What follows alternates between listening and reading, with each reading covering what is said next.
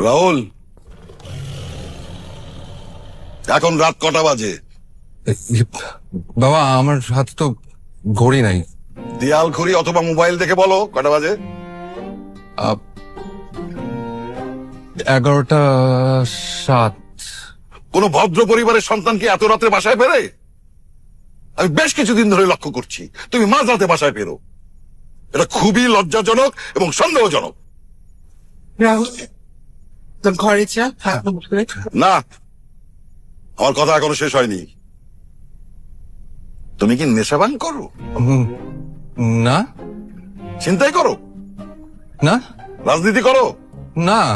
তাহলে এত রাত পর্যন্ত বাইরে কি করো তুমি? তোমার সাথে ছেলেরা চাকরি বাকরি করে ঘর সংসার করছে, আর তুমি কি করছো?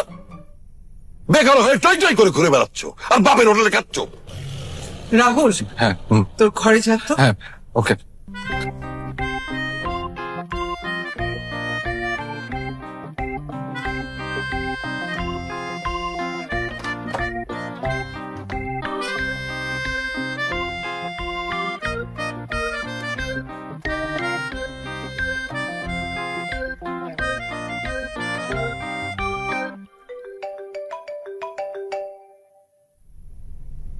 হ্যালো, কি করছো?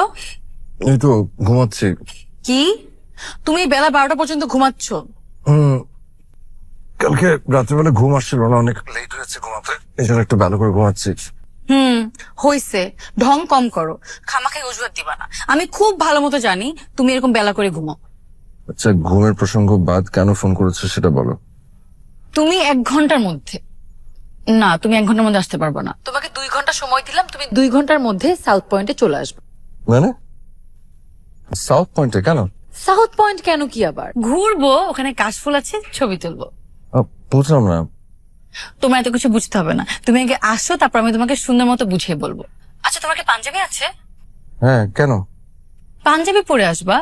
তোমাকে তো কখনো পাঞ্জাবি পরা অবস্থায় দেখি নাই, তাই আমার খুব ইচ্ছা করছে তোমাকে পাঞ্জাবিতে কেমন লাগে সেটা দেখার। বাই বাই, দেখা হচ্ছে। আরে হ্যালো,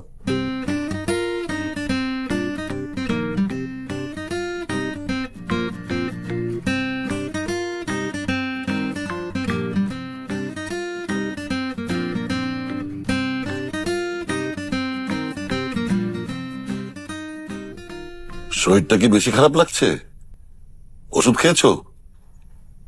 ওষুধ থাকলে তো খাবো। তোমাকে কালকে বলেছিলাম না ওষুধ শেষ।